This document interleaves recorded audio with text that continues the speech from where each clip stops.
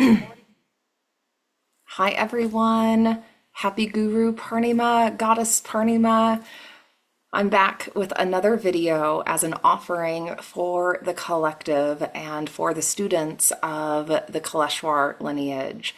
I recognize that in many of my previous videos, while I have shared from a place of love and truth, I've also been critical about the lineage. I've been critical about Kaleshwar and his approach and his teachings in some ways. And so this video is meant to be a complimentary offering to those critiques and to be a supplemental teaching related to the 9 Cross Chakra system. This is based on my own personal experience. This is not information that is being redistributed from the lineage per se or from Kaleshwar's teachings. This is new information that Kaleshwar did not deliver specifically in these words that I'll speak today. And so this has been part of my remembrance, my energy systems experience of working with the 9 cross chakras. When I first found the lineage, when was that? That was 2.5 years ago, I think. I think that was 2023, at the beginning of 2023. And I'll describe briefly how I found the 9 cross chakra system as I started to move through some of the processes and teachings. And then I'll describe what happened with my system and what has continued to unfold over the last couple of years, in addition to a lot of the other things I've shared and discussed related to my remembrance and embodiment of my soul's truth. So very quickly after finding the lineage, I was having very major supernatural experiences. My soul is one that has already worked with these systems before. My soul was remembering very quickly what they were about and what was possible, even while moving through some very significant layers of illusion, very significant karmic and collective programming from this world that I took on in this lifetime. So part of my work was finding the lineage for a lot of different reasons and to move through the reclamation of these processes and systems as spiritual technologies that would help me see through those layers of negative illusion, negative programming, to support a lot of the shamanic work I had already been doing to facilitate soul retrievals, to facilitate seeing, to facilitate my ability to see through Maya, to see through illusions, to see my own karmas that I took on in this life, my own incarnational imprints, and to continue the journey that I had been on for years of reaching and acquiring and integrating my soul's highest blueprint. That's been my journey. Highest destiny, highest blueprint, new earth, let's go. That was my mission. That was my command to the universe. That was what I opened to years ago when I knew I was covered in illusion. I was covered in all sorts of programming from this world, yet I knew there was a way higher potential for my life, and I knew there was information about my soul and how I have operated in this world prior to my spiritual awakening. I knew there was a lot of information to uncover, and so when I found the lineage, that was the next step in that journey for me, and I first went through the element system, the womb chakra system. And then I went to India for the first time, and I went alone, and I was at the ashram on Easter weekend in 2023 by myself with just the staff. I had a series of supernatural experiences there that started to help me understand a little bit more about my soul and started to help me understand a little bit more about my connection to Kaleshwar. And my soul also was navigating its way through all of the different teachings that were available And I was recognizing some disparities across the teachings that had been delivered by different teachers. Everyone has their own approach. Kaleshwar did a very interesting thing in depositing information and wisdom in different places with different souls. And so my journey of integrating the wisdom and utilizing the processes and practices, I have the 9 cross chakras behind me that we'll look at in a minute. That has been a vision quest. That has been a vision quest that I have been guided on by the council and star family and by my own higher self to access and acquire all of the pieces of knowledge and wisdom, and to remember which processes I should be doing and in what order for my soul, not based on what anyone else in the lineage thinks is the appropriate path forward through the processes, honoring that wisdom, honoring everyone's contribution to that wisdom, and taking the pieces that felt right to me, and then asking Kaleshwar, Baba, star family, those who are in mission command up there in the stars, to show me what I needed to do next to access the level of soul memory that I knew was possible for me, and to do the level of transmutation work that was required for my soul to access and integrate its highest blueprint. So we cannot underestimate the level of transmutation work that is required for the current karmic conditions on Earth. When we go through these era changes, the layers of programming, especially because of the darkness, because of the forgetfulness, because of how mired and compounded traumatic and separation-based illusions have occurred for humans, that is an extraordinary journey of transmutation that is required. Utilizing these systems doesn't do it for you. They will support you in that, but you have to do your own remembering and your own seeing and your own transmuting and your own acknowledging of your own darkness and shadow and transforming all of that. It is a transfiguration process that we're going through. And my system has had some experience with transfiguration in other lifetimes. And my system, because it has access to more of its galactic soul level blueprints, has been able to remember how to move through these systems. And when I was at the ashram, I was scanning the material in the bookstore, and I was scanning all of the different transcripts that were available. And the 9 cross chakras stood out to me as very important. And so when I got home, I'm looking through the transcript. There's not a lot of information about them in there. Swami did deliver bits and pieces of information about them, but in a way that's a little confusing. So I'm looking at this information back at the beginning of 2023, and I'm like, there's a lot missing here, but I know I'm supposed to do this process, and I know I'm not totally conscious yet of what I'm doing, but I'm doing it, and I'm surrendering to whatever happens, and I'm surrendering to the information that wants to come to me through this process.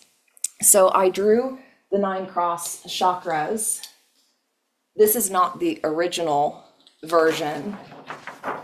The original version got burned at one point when I needed some help navigating illusions. This is a newer version that I'll just hold up so that you can see. This one is not drawn 100% correctly, but we have forgiven that and blessed it, and everything is perfect.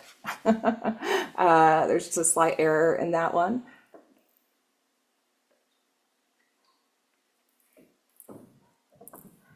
So we'll talk a bit about these in just a moment, but I'll describe a bit more about my experience first.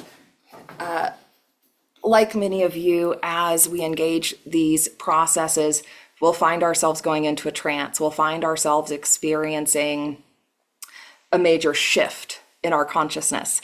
And then we've got to start working with that shift and understanding what's happening. We have the responsibility to become conscious of what's happening to us and why we're having the experiences and reactions that we're having to different information or different energetic activations. So I received a very big energetic activation that told me my system was opening in a way that it had once been familiar with in terms of its conductivity. It took me a while to recognize the shifts that were happening in my system and to recognize a bit more about what was going on with the 9 cross chakra system. They're related to the chakras of the body, the connection with the earth star chakra, the earth matrix, the planetary matrix that we are a part of, all the way up to source, that represents our connection to the higher planes.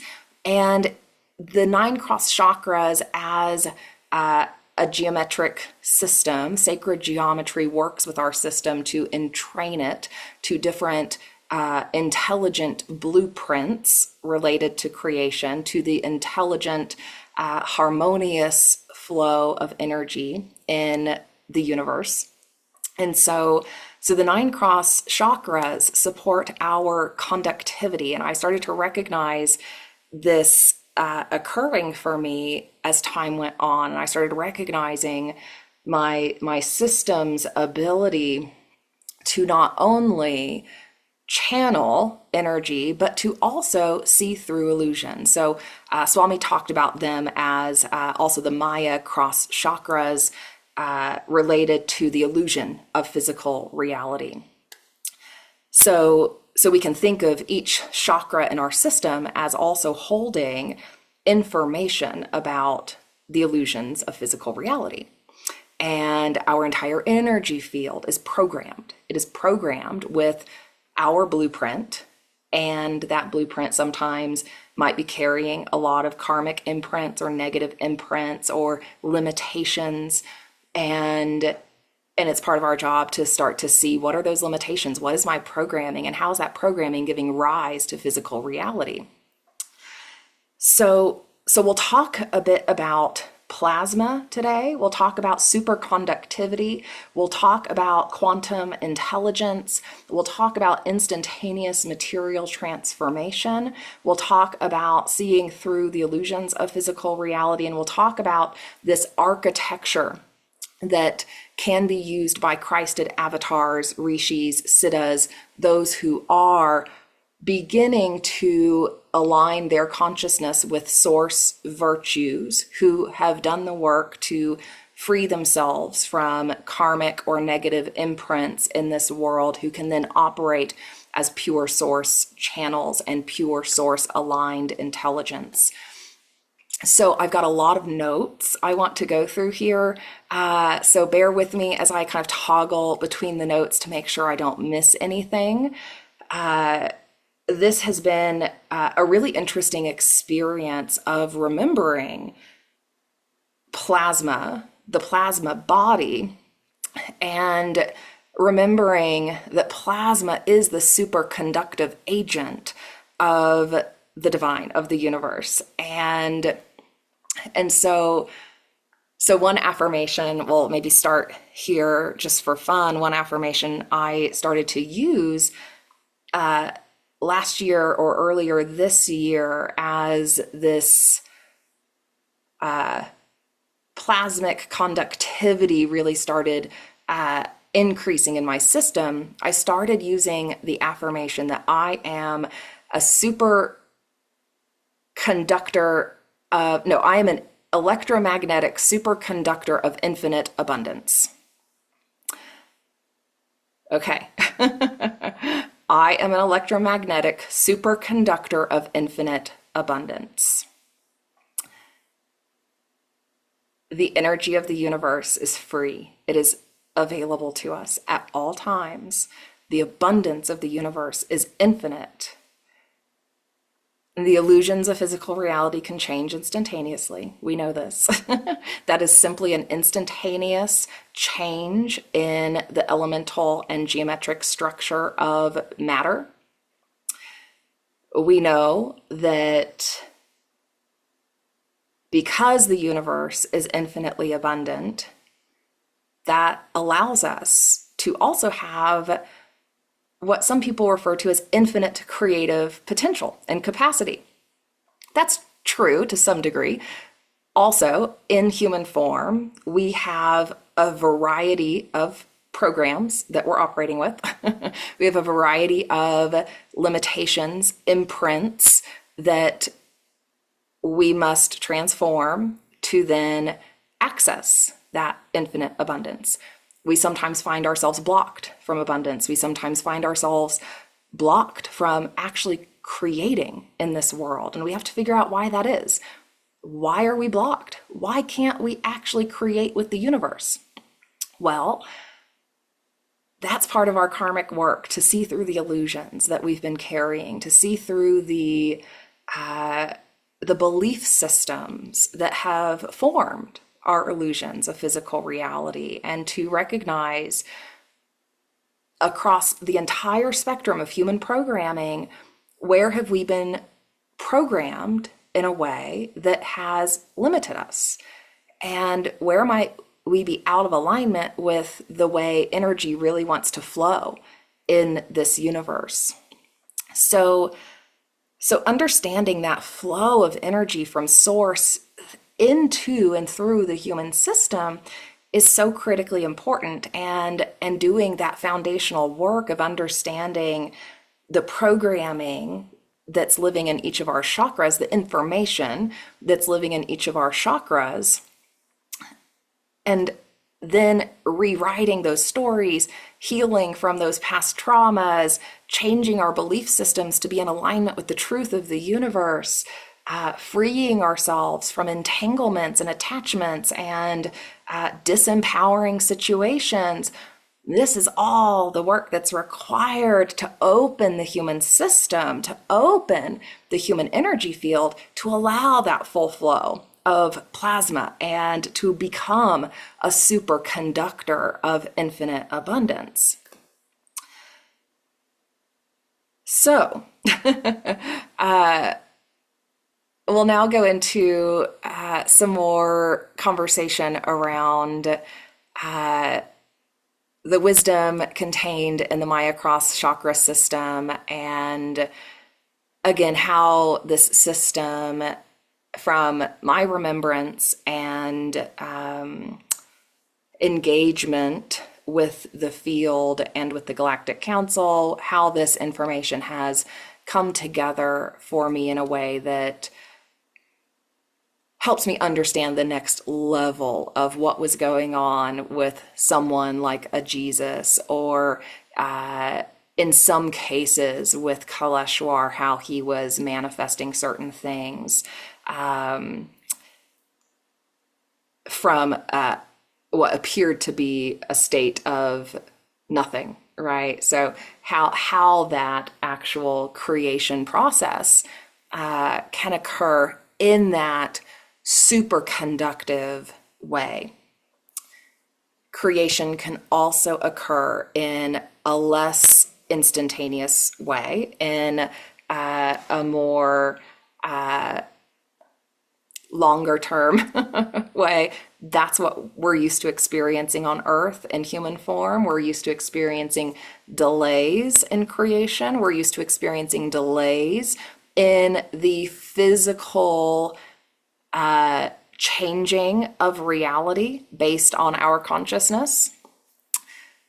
And as one shifts into a state of becoming free of karmas and negative imprints or negative entanglements with this world, while also staying in a state of deep communion and connection and love with this world also, one then starts to experience the more instantaneous transformation of physical reality around them.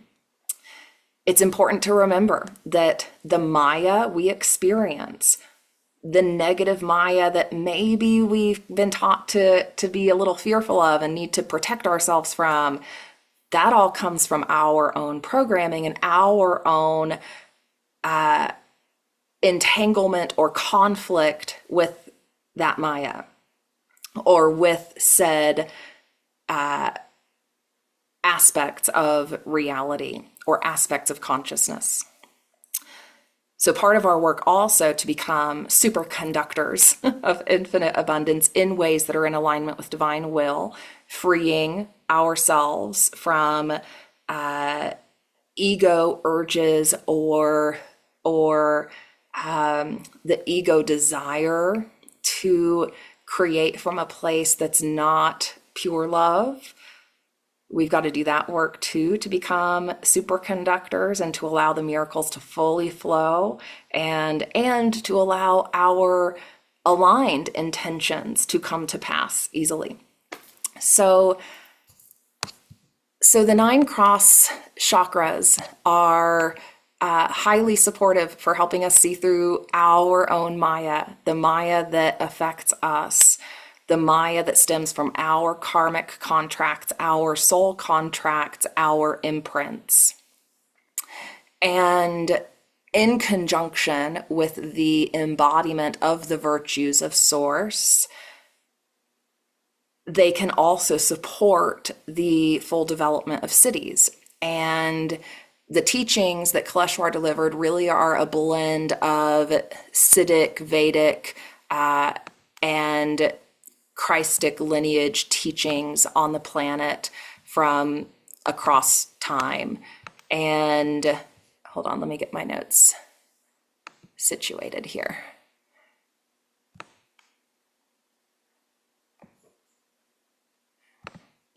Okay. So we know that this is all a projection, right? Like this whole reality, while yes, it's an illusion, it's a projection of energy. It's a projection of information, right? It's a projection of energy based on the programming that exists in the field, based on the programming that exists for our soul.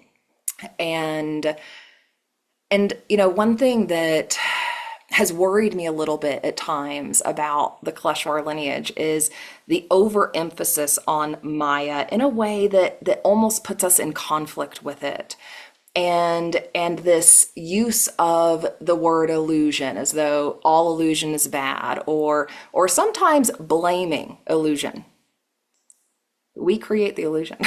It is literally our programming.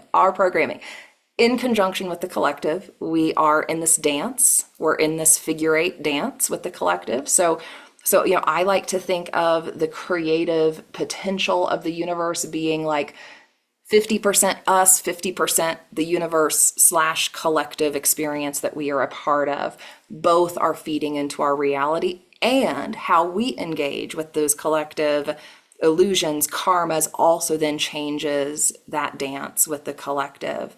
But we're not here to isolate ourselves from the collective. We're not here to say, oh, I don't want to be part of any of those illusions. We're here to learn about our reaction to illusions. We're here to learn about why we have certain reactions to illusions, and to then learn how to come back into a state of loving them. Even if we choose that that's not for us, we then do the work to come into a state of pure love for that illusion, for that soul, for that blueprint, for that karma, whatever it is, to then allow our engagement with that illusion to completely change, right? There's this way that we feel the effects of negativity when we are entangled with it, when we have not actually freed our own souls from that karma that we're carrying. So we feel negativity. We might be worried about negativity. We might be worried about Maya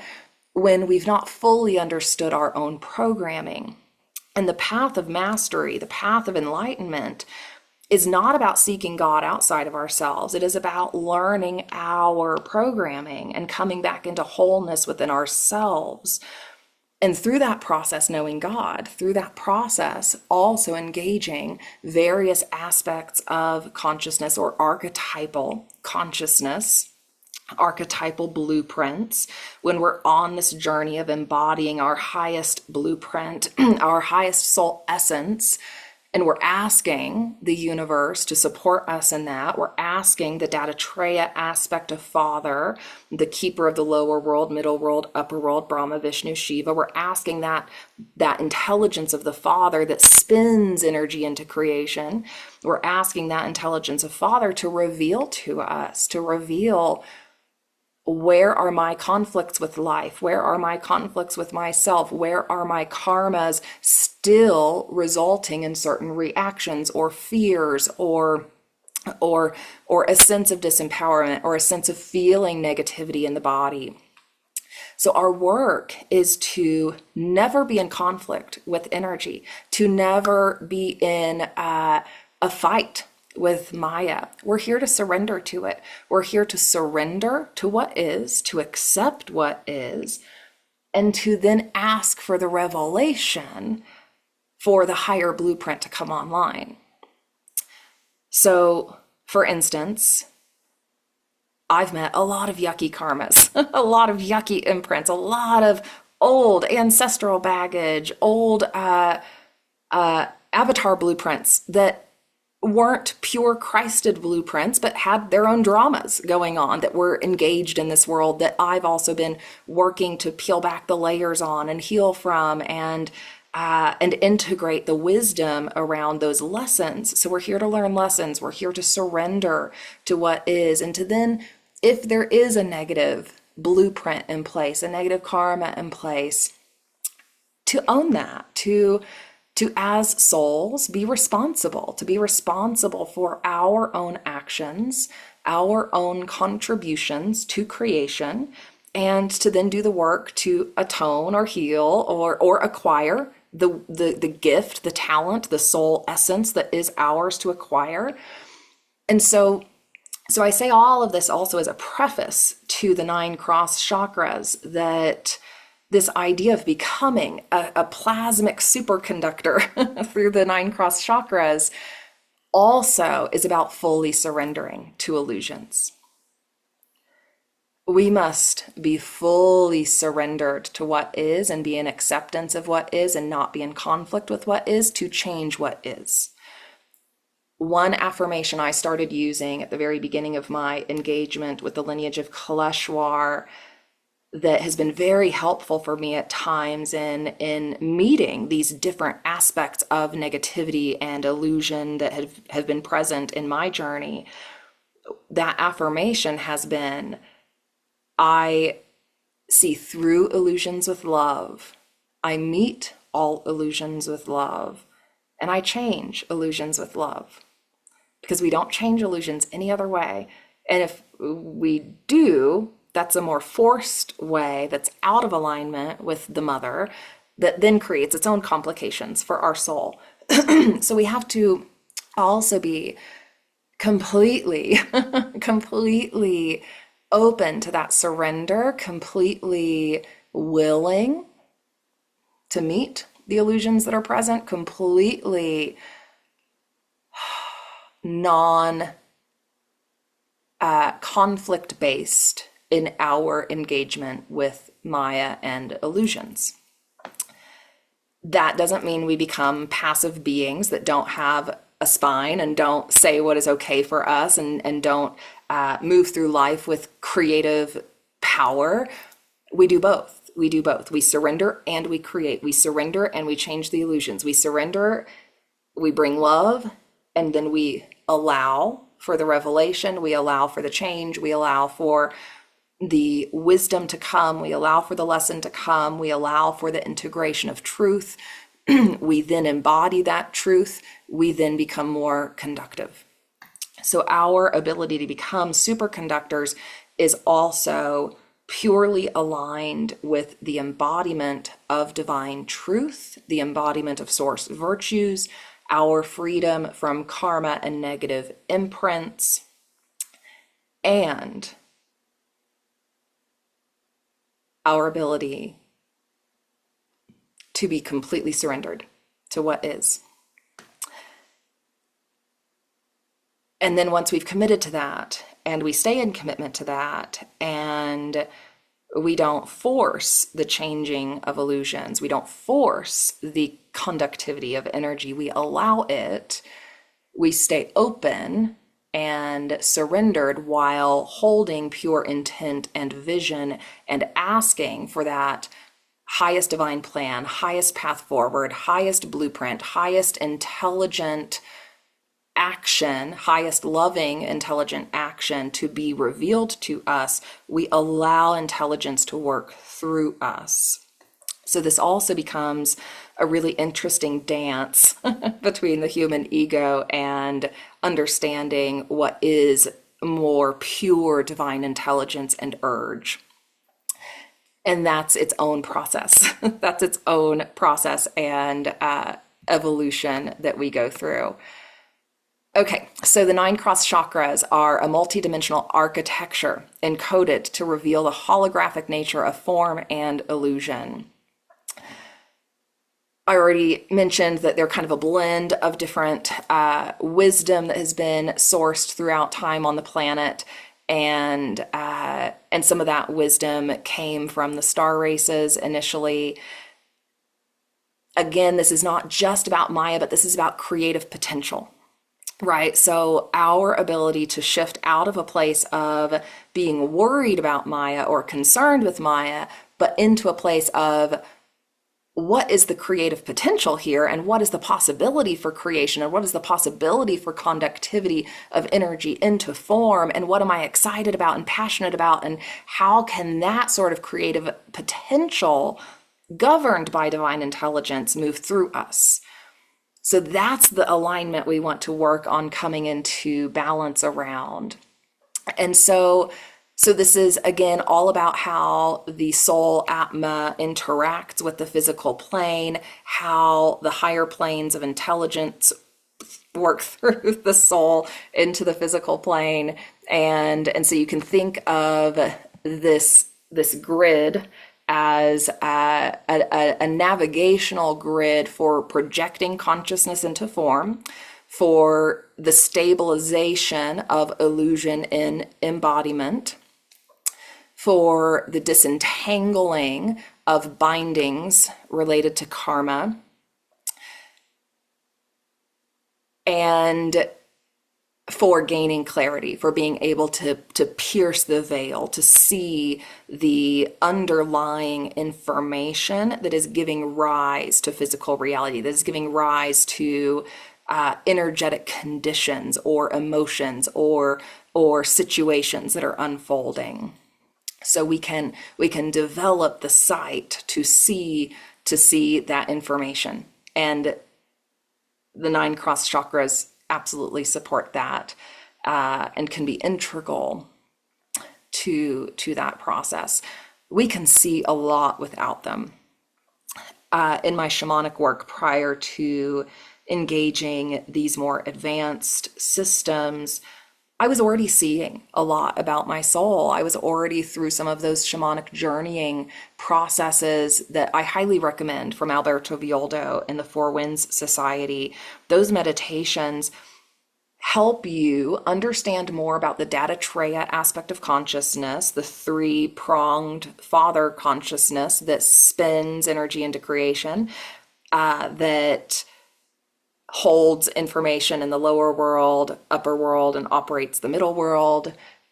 Those meditations can support you in developing your relationship with those 3 archetypes and intelligences, and can support your ability to start to develop more psychic awareness, psychic seeing ability. And we don't need to see everything. We don't. Trust me, I've seen enough. I've seen enough. And the more we see, the more that affects the physical system, the more transmutation work is usually required. The more we see, the more that challenges our ability to hold source virtues. The more we see, the more that challenges our ability to operate from a state of compassion and acceptance and love. And we're really only meant to see what is relevant to our souls. We're really only meant to see what is relevant to our soul mission. So, sometimes we can also find ourselves going after this, Siddhic ability that, maybe we don't really need. Mine's been shifting, mine will continue to shift in this lifetime. I've had periods of very, very high frequency, high energy, seeing through so many illusions in extraordinary ways that were for the purpose of me doing alchemy, transmutation work with consciousness groups, souls, for myself, for the grid, in all these different ways. But then that'll shift and I'll go back into a more gentle, normal human experience without that openness to the field. And then I might come into a period of time where the 9 cross chakras need to be activated more, and I'm opening to the field, and I'm becoming more clear as a seer of information, a seer of energetic connections, more conductive for different reasons. And, so we go back and forth. Like, life is an ebb and a flow, and it's good to surrender to that too. It's good to surrender to that too. Our spiritual abilities or cities or whatever gifts our soul is carrying, they activate at different times for different reasons. They're not all meant to be online all the time fully. That's a lot. That's a lot for the human experience to hold. And we're moving into a period of time where that's not necessary. We don't need that. We don't need what Jesus was doing publicly. We don't need what Kaleshwar was doing publicly anymore. That has proven to be confusing for humans. While it has been very heart-opening and expansive in extraordinary ways, it has also been very confusing. An entire religion, sprung up around Jesus. That was not the intent. Okay. So we can also think of the 9 cross chakras as like these overlays that connect us to space-time geometry. So we want our energy fields geometry aligning with the universal field of geometry. The Earth matrix has had a slightly different geometry in place, partially because of how negative consciousness got, how separated consciousness got. Consciousness got very, very, very fragmented on this planet and separate from source. And so when you think of geometry like the diamond yantra, that's a good example of what would be the more perfected geometry of the universe. But if you looked at like the Earth matrix geometry right now, it's not in perfect alignment with the universal matrix. The Earth matrix has been in a place of extreme duality.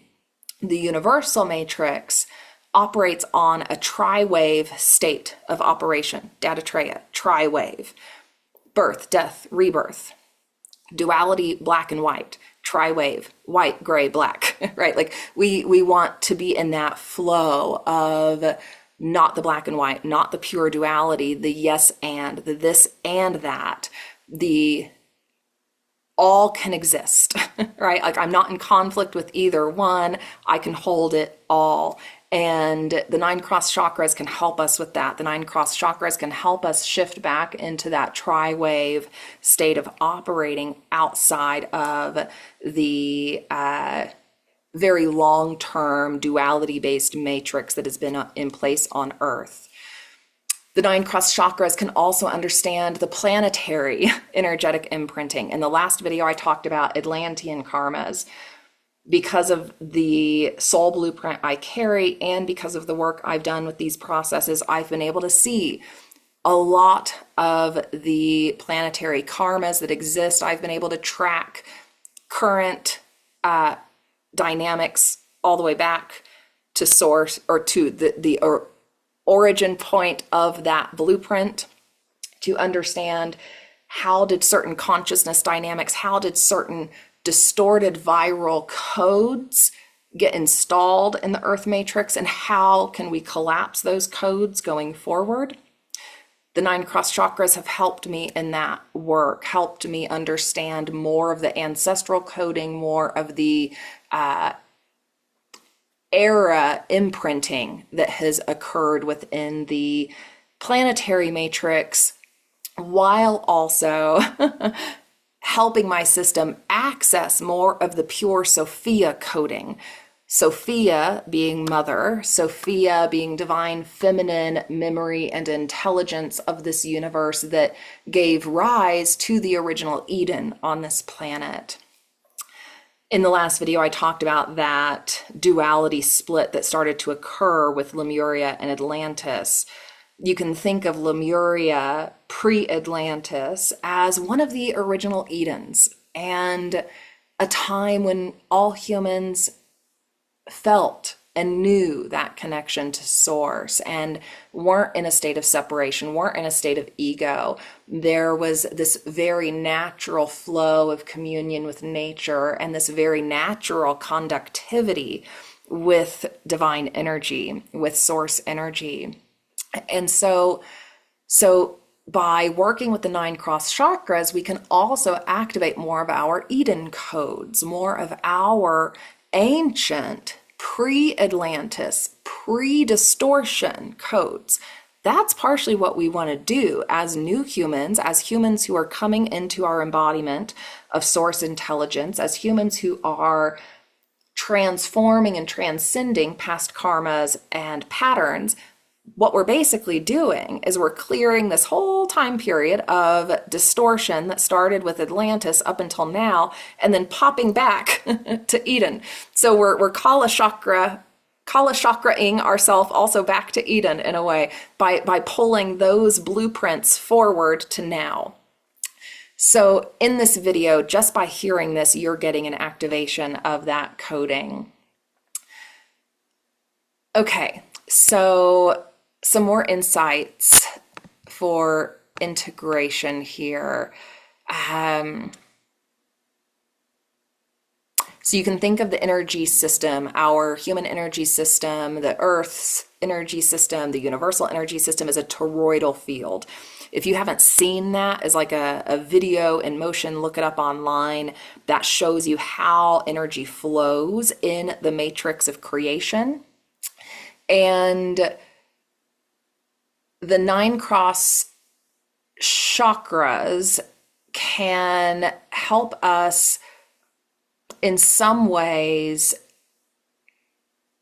not bypass totally, because we're doing work to transform here. So I'm going to use that phrase with a caveat here. We're kind of bypassing the karmic overlays and trauma information that lives in the field and our entanglement with linear time to become timeless, to be able to see the patterning, to be able to see outside of time, to be able to see what exists in time from outside of time, to then go back into time and transform, if that makes sense. So again, we're not bypassing.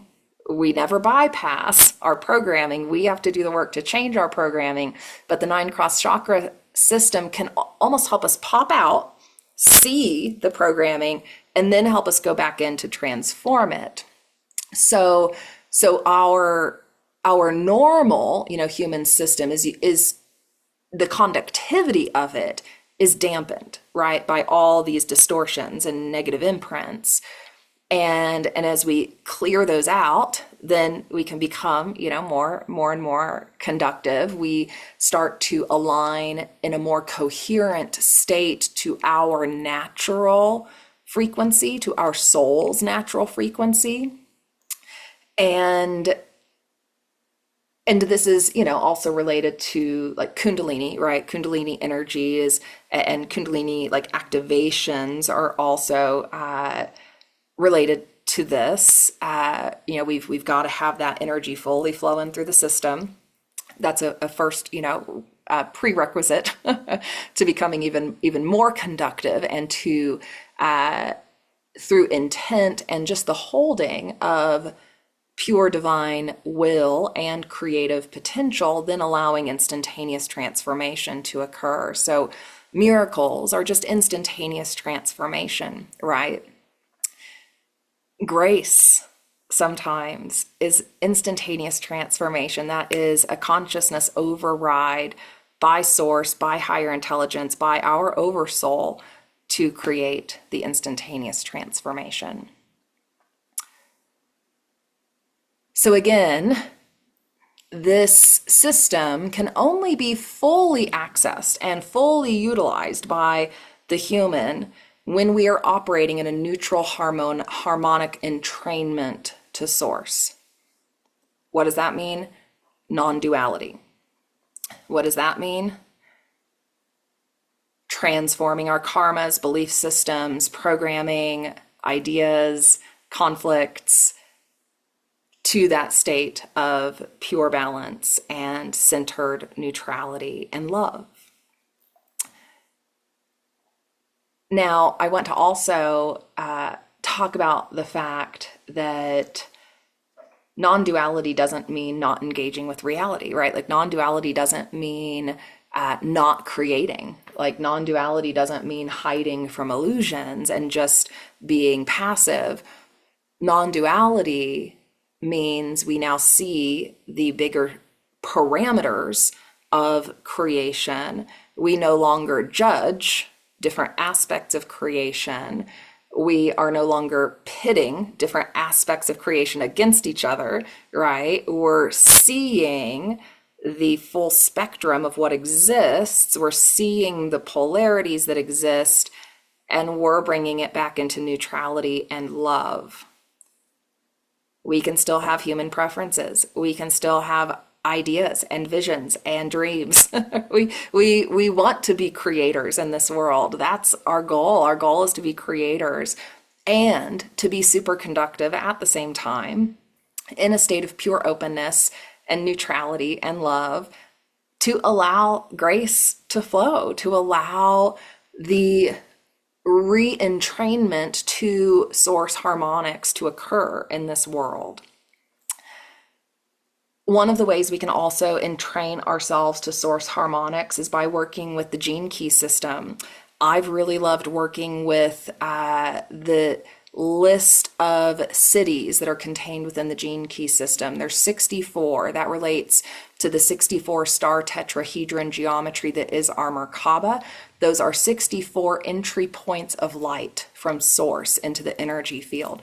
Those 64 entry points of light open when we are embodying those 64 virtues of source. So when I say the 64 cities, that doesn't mean like, you know, this magical gift you now have necessarily. It means you now are just embodying the virtue of source, of being transparent and timeless and fully abundant and in your grace and in your highest, you know, creative potential. And so all 64 come together to help us operate the human mind and how we engage reality in a way that can then allow the 9 cross chakra system to more fully activate through us. That journey of activating those 64 entry points of light also is a journey of shadow to city, right? So we are doing shadow work to identify where am I actually operating in the opposite manner of that city? And then how can I do the transformation work to get there? So that's also its own process, right? To recognize, oh, wow, okay, I've been in the shadow of this particular city. Now I want to transform it into the pure light. So we want to do that work too, in conjunction with allowing this conductivity to come online through the 9 cross chakras. So Shakti also we can think of as plasma, and plasma being also this organizing principle of source. So we want that pure source energy to move through us, because that is the coherent, organized, divinely ordered energy. We want to be the embodiment of that. And that's like the original impulse, right? Free from ego, free from the karmic, overlays and human overlays that have occurred. That is us getting back to that that neutral entrainment to allow pure source urge to organize in physical reality in alignment with the highest divine blueprint. That's how I like to think of it, is utilize me for the organizing and manifestation of the highest divine blueprint for my life, for the world I'm connected with, the community I'm connected with. Help me be the embodiment of that highest divine blueprint and show me what I need to address, transform, transmute to allow that pure organizing principle to move through me. So I've been liking the term plasma routers. I like the idea of thinking of the 9 cross chakras as plasma routers. They route where energy is supposed to go. And again, when we've done our work to just get free from all of the negative human programming and limitations and blocks and in ways in which we've also perceived, the cosmos and ourselves that are slightly untrue. And we've done that work to shift all of that and to open our system.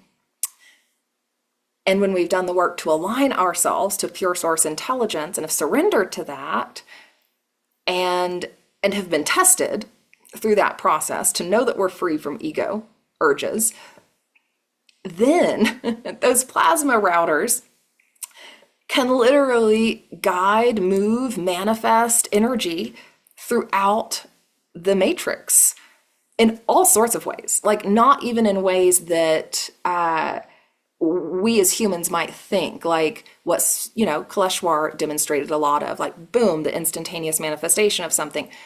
Plasma routing system, boom, something is manifested. That's something we're familiar with, but also the way the mother really likes to work is not those sorts of demonstrations. She likes that routing to occur very naturally without a lot of fanfare, without a big show. And so some of the time, depending on our level of clarity and openness to the information that exists, we may not exactly know how our energy field is reorganizing matter around us. And that's also part of us trusting and allowing that process to unfold free from ego. One of the biggest lies that has been sold to us on earth in relation to spirituality is that there's all this stuff to do, right? Well, there's tending, to life and to the creation of harmony and to the harmonious flow of relationships. And there's all this tending of the garden, right, that needs to happen. And so as part of the operating of our reality, we're always tending to different things. We're tending to, our physical environment around us and making it clean and beautiful. We're tending to our own internal environment and noticing ourselves and our behaviors and reactions and thoughts and we're tending to others with nurturing care and love. And so I like to think of this idea of our spirituality shifting more into a place of tending to the garden, bringing Eden back and tending to the garden, knowing that we are allowed to live beautiful, creative, free lives without giving ourselves in a way that's like martyrdom. There have been martyrdom programs, vows of poverty, the just complete giving over of self to groups and missions that may not be totally in alignment for a soul. There have been all of these ways we have engaged spirituality from a place of limitation, from a place of we must do something to get something, and we must prove our worthiness, and we must worship, and all these things, right?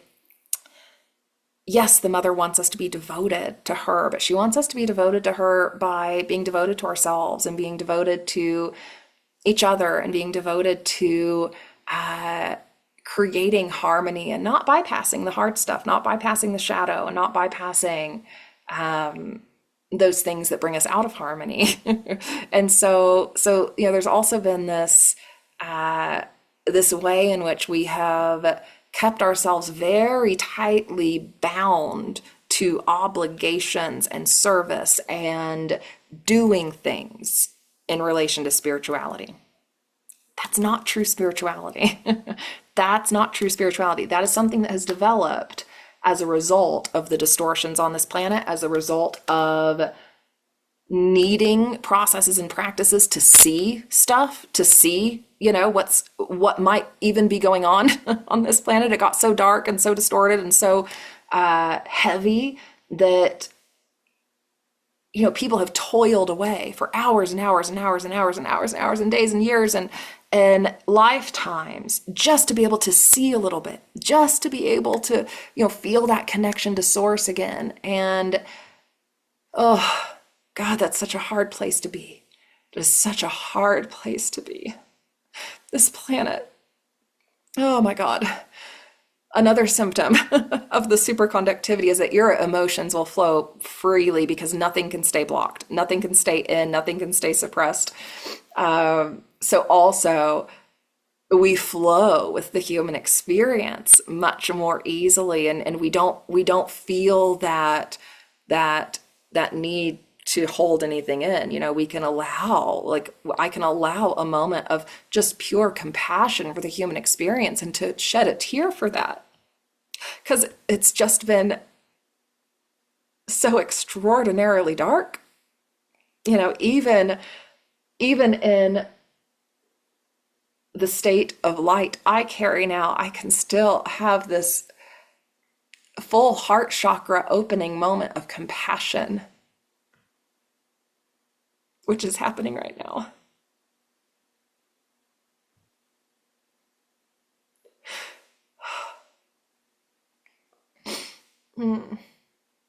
Oh, humanity. Oh, it's been so dark. It's been so dark.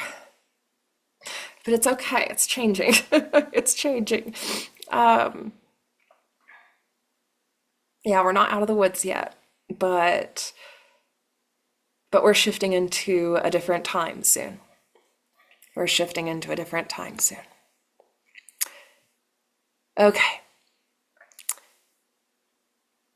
Okay, so another thing to think about here is this idea of these different energetic bodies that we have. You may have heard about like the causal body, the emotional body, the mental body. And so I've been thinking about this idea of the plasma body. So we want the plasma sheath field, which is the etheric structure that overlays the body when the 9 cross chakras are active. We want that to now become fully active. And most humans don't have that fully active. And so this is the field that is hyper responsive to intent, which is also why our programming needs to be so aligned and so free from distortion, because as this comes online, the field becomes hyper responsive to intent, and we're almost bypassing linear time, right? So a human can start to operate in this timeless state in time to then, and that's a consciousness shift that happens to be able to hold that. And then through this sheath, this energetic sheath, the field becomes hyper responsive, and boom, a change can happen like that. And so we're working outside of some of the density of time in a way. And so you've probably heard of the, oh gosh, what's it called? The double slit experiment that has helped humans understand the idea that there is both a wave state of light and a particle state of light. Wave state being the spirit, pure energetic form, formless, and then the particle being the form state as it comes into form. So the field is the wave state, right? The field speaks in wave state. The field informs the particle state. And so we want the we want the 9 cross chakra system helping us in this translation with the wave state. So we're now more fluidly moving between the wave state and the particle state. We're now fluidly operating as the field and the physical at the same time. And as we start to become more and more and more coherent, free from distortion, free from all those things that pull our consciousness into conflict and distraction and all that stuff, as we get more and more and more coherent in our state of source consciousness, which is, again, our soul's highest blueprint in its embodied state. It doesn't mean we're all of a sudden this, other being that is now, pure God. It's a weaving that happens with divine intelligence in your soul blueprint. So as this is occurring, all of a sudden we now no longer have this imposed separation between the wave and particle state. Because that is a state, that is a kind of falsely imposed state of being that has occurred on Earth because of the level of density and because of the level of negativity that has occurred. And so the human's ability to fluidly influence physical reality from the wave state has been very much diminished, which is another reason why we might have a longer delay, between setting an intent, doing transformational work, and then seeing the result in physical reality. Through all this work we've been talking about here and this alignment and the activation of the 9 cross chakras, that starts to collapse, right? Like that time starts to collapse. We're collapsing time and we're creating change instantaneously. That's why we start to think of instantaneous change as a miracle. We've thought of it as a miracle because humans have been in such a delayed state in relation to creation, which also becomes a complication around knowing what our actions have caused. Like that becomes confusing for humans when we're in this delayed state, because then we are not always able to make the associations between our karma, right? Like all of a sudden we just start feeling like things are happening to us and we're not always able to make the association with why that's happening. So part of our work is to get to that point of being able to make that association and to be also able to make that association so instantaneously to know, oh, I know why that happened immediately. So this also helps our ability to know instantaneously, to have coherent clarity instantaneously on the why, on why things are the way they are. And then to also through intent, if in alignment with divine will, to allow that transformation to occur. So the 9 cross chakras, in summary, are helping us translate information from the wave form into physical particle form. They are plasma routers supporting our superconductivity, supporting our ability to see through illusion, supporting our ability to know why things happen the way they happen, supporting our ability to be a bridge between the higher planes and the earth matrix, supporting our ability to pop out of the duality-based earth matrix and be in alignment with the mother matrix to allow that pure source energy and the reinforming of divine order on earth in ways where we're not doing it from ego. We are now just holding the harmonics and coherence of source that then allows that to happen around us. Okay, what else? That's been a lot. This has been a lot already. We're gonna keep going though for just a couple more minutes. Okay, So this also supports the human body in bringing a more crystallized expression of energy into form. So you might have heard that being talked about in different ways, that like the human DNA is becoming a more crystalline structure. You can think of, the body as water, right? Like we're water-based beings mostly. So water actually needs to be one of the primary elements we're working with. For that reason, we want to be working with water a lot in supporting our programming and our alignment with source virtues. And water itself, when it is in its most structured, harmonious, perfect form, it looks crystalline in a microscope. So we want our water to become crystalline. We want our water to hold that perfect geometry, and you can almost think of that highest blueprint of your soul that's free from the karma and negativity, that has allowed for those 64 points of light to activate.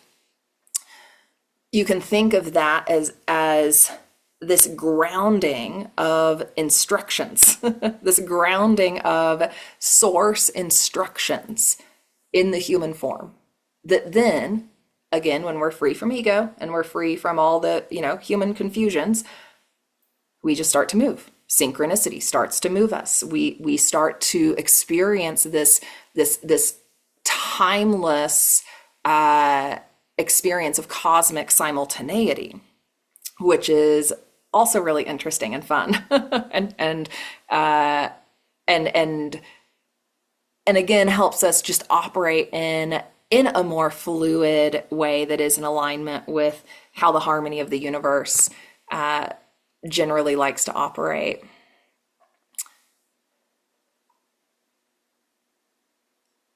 Okay, another important aspect of this work that we do is also the vocalizing of truth.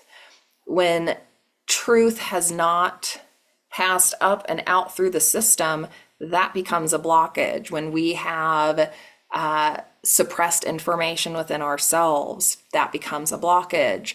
So we also want to be utilizing the vocal cords in the expression of source virtues, in the expression of light, in the expression of geometry, in the expression of intent, to support the activation of the field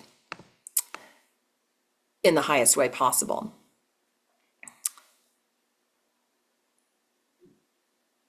Okay, so again, one of the biggest lies sold on this planet in spirituality has been this idea of having to effort a lot. And yeah, there is a little work involved in clearing karmas and transforming our programming. I've been there, I've been doing that. Also, once we've done that, then part of our work is releasing some of that programming around effort and working so hard. And there has been a major trauma on this planet around working hard and having to overexert one's self. There's been a way overemphasis on the masculine, a big imbalance between the masculine and feminine in that regard. So the idea of instantaneous manifestation is an impulse of source. It's an impulse. It's a moment of knowing. It's a moment of phase state, not magic. It's a moment of alignment with what is possible. So this also is, I'm smiling looking at my altar right now because I just saw some flashes of light. This is also, this is also about our ability to come into quantum attunement with the universe and with the fields of intelligence that give rise to all aspects of creation. So one thing I've been doing lately, especially this year, has been some work with the intelligence of monoatomic gold. You might have heard about monoatomic gold in relation to alchemy of the past and different alchemists actually trying to create physical monoatomic gold, which has happened on the planet, but also it exists as an energy and an intelligence. And in meditation, I've been working with monoatomic gold to support my superconductivity in conjunction with the 9 cross chakra system and allowing that quantum attunement to the field, to source, to highest blueprint, that quantum conductivity, that quantum computing power, knowing that the human system is a quantum computer. We are quantum computers, and we have the ability to become a quantum interface with the intelligence of the universe. And so we want to also think of the 9 cross chakras as supporting that attunement.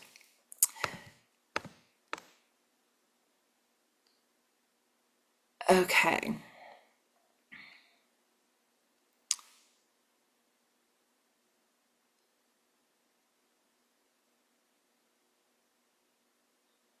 I'm looking through my notes real quick to make sure there's nothing else really important here to say. We've already talked about a lot.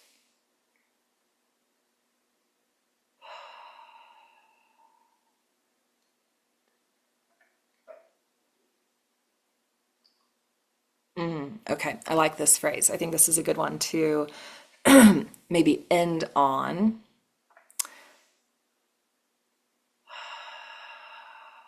So that phrase, a couple of phrases here. Divine will isn't hierarchy. It's a frequency bandwidth of undistorted light. And when the human system synchronizes to that bandwidth, that frequency, resistance disappears, karmas can dissolve, reality starts to obey us because we're no longer separate from it. The phrase, thy will be done, there's a lot of phrases that have been used throughout time as code, as like code words for activating certain technologies, like Baba. Like washing a statue of Baba is code for activating Dattatreya energy and the spin of energy to get, heavy density out of here. So there's like all these codes and shortcuts, right, that have been introduced to humans to help humans in this evolutionary process that's been occurring. So thy will be done was a code for wave state submission to source harmonic fields, right? So the wave state now bringing pure divine instruction into form.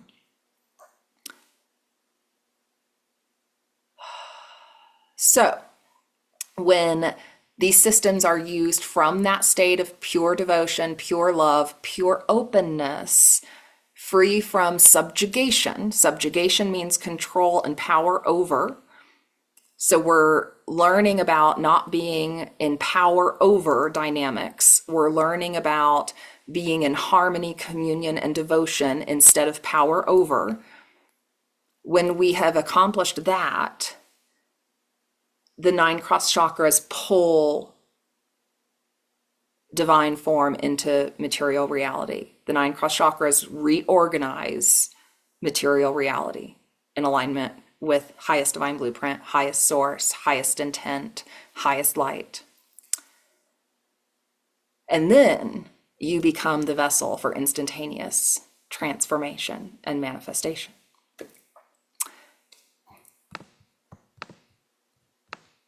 So, with all that being said, this conversation has been a living transmission of a codex related to the 9 cross chakras that is now active in your field that will now support your ability to activate them in a cleaner way, in a way that is free from distortion, that helps you recognize distortion quickly and easily as you work with them or as you move forward in your own journey of embodiment.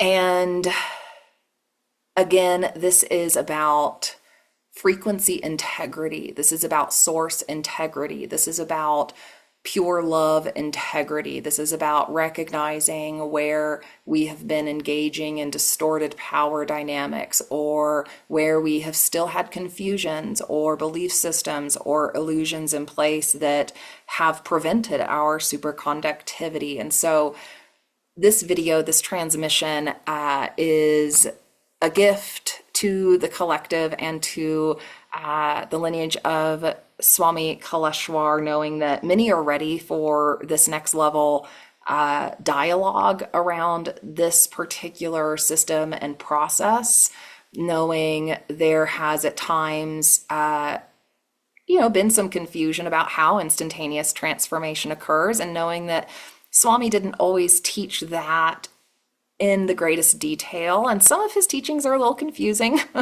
He goes on tangents, and as I said at the beginning of this video, he deposited information in a lot of different places. He in some ways purposefully masked some information for the times that we were in at that time, for the state of consciousness that people were in, and we're ready to evolve. We're ready to evolve our perspective, our understanding. We're ready to understand karmas with him better as well. And so this comes after the video where I talked about Atlantean karmas, and I talked about some of the work I've done to recognize where my soul has had entanglements with him, and not always in the highest positive way, but to also do that work to arrive back at harmony with him, with any aspect of my perception of reality or illusions or souls or experiences. So I offer this in gratitude for all that has been offered to me through the lineage as well, and to support that moving forward beyond some of those lingering karmas and distortions that have continued to exist, that have stemmed all the way back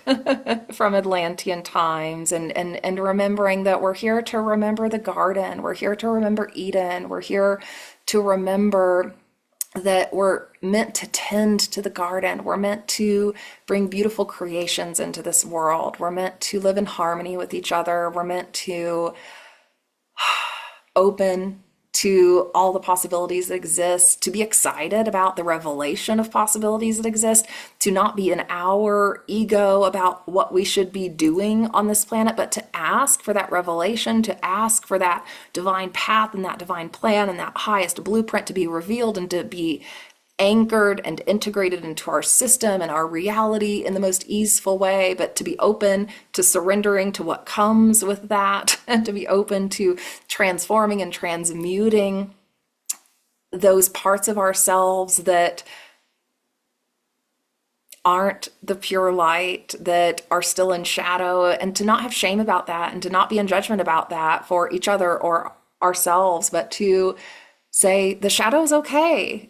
The shadow is okay. We've had a very, very, very long journey on Earth, a very long journey for humanity, and a lot of shadow has developed through that, and there's nothing to be ashamed of.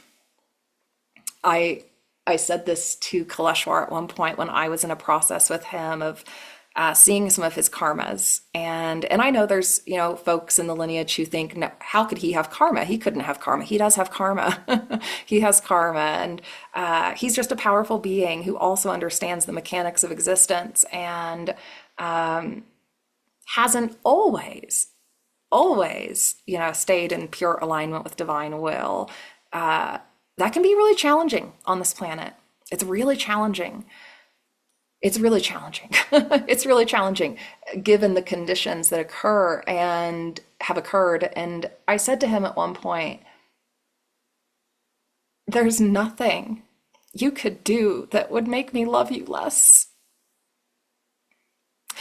I can be mad at you. I can criticize. I can dialogue about what feels out of alignment to me or what feels like a different approach that isn't in alignment for me.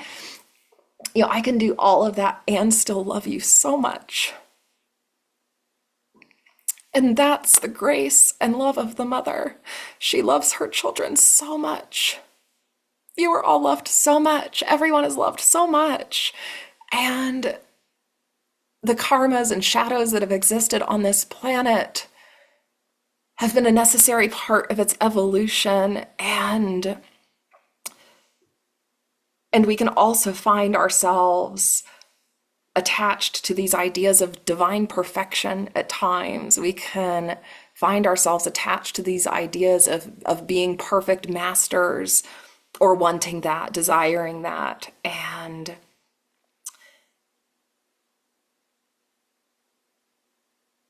there has not been a perfect master on this planet, including Jesus, okay? There has not been a perfect master on this planet. And I love Kaleshwar so much. And again, like, we're human, we do the best with the information we have at the time we had it. And we do the best under the conditions that we have found ourselves in. And we evolve and we allow ourselves to stay open to that evolution, because life is evolution. The mother is evolution. The mother is constantly evolving and changing and becoming more of the expression of source that is possible. So, humans have also found themselves stuck at times in these belief systems of thinking we've got it all figured out. Nope. Nope, we don't. We got a lot more to figure out and a lot more to integrate, and that's okay. It's okay. It's part of the experience. I've still got more to integrate. Like, I've done extraordinary work in a few years here, but I've got a lot to integrate still. And that's okay. Like, it's okay to be in that place, and it's okay to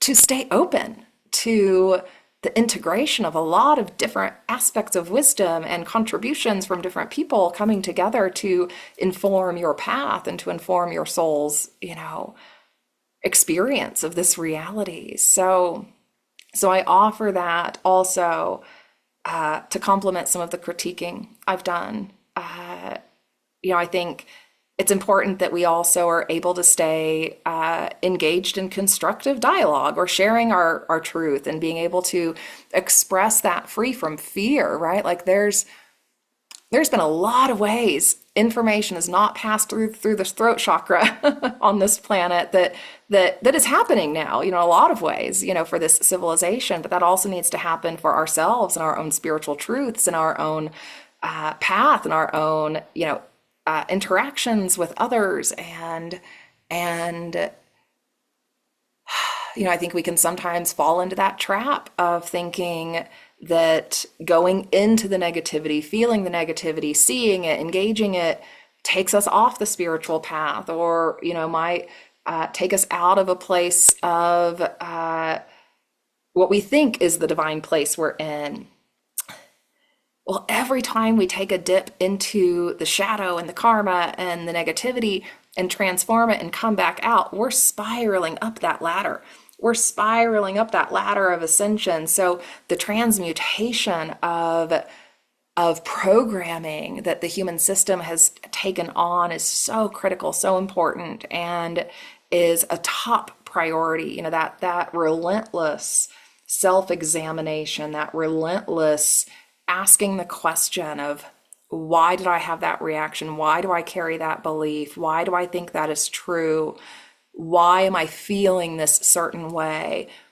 That can feel like a lot of work, and I know a lot of you have been doing that. And, we just got to keep doing it. We just got to keep doing it until we get to that place where we're not confused, until we get to that place of complete and total clarity, until we get to that place of no power over dynamics, until we get to that place of no ego, until we get to that place of being in our highest creative potential and the highest abundance and the highest flow and ease and grace that's possible. We've got to keep committed to that transmutation work to become the new human that can activate that Christed avatar blueprint. So that blueprint is available to many of you at the level that's appropriate for your soul. And my intent and wish and desire is that this transmission supports you in whatever way is in alignment with your highest divine plan and your highest soul expression in truth and love and joy for life and for the celebration of life. Knowing it's time to shift into a full celebration of life and into our fullest creative potential, free from some of the dogmas of the past, free from some of the confusion of the past, free from some of the conflicts of the past. So I love you, and I'm holding you all with a big open heart. I love you. I'll talk to you later. I don't know if there's going to be more videos. This might be it for a while. Maybe there'll be another one next Guru Purnima.